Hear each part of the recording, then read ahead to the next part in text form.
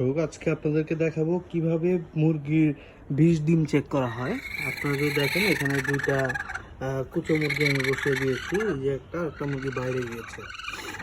তো প্রথমে একটি টর্চ লাইট নিতে হবে এবং একটি ডিম নিয়ে এটার উপর রাখতে হবে, রেখে দেখতে হবে ডিমটিতে আছে কিনা।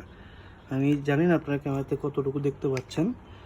এখানে দেখা যাচ্ছে ডিমের ভিতরে ভ্রূণ আছে। ডিমটি ফার্টিলাইজ হচ্ছে। আপনি কতটুকু দেখতে পাচ্ছেন আমি জানি না।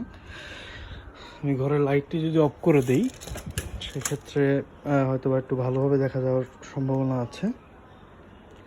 এই যে এখানে দেখা যাচ্ছে মুরগির ডিমে কিন্তু মুরগির বাচ্চা কিছুদিনের মধ্যেই ফুটে বের হবে।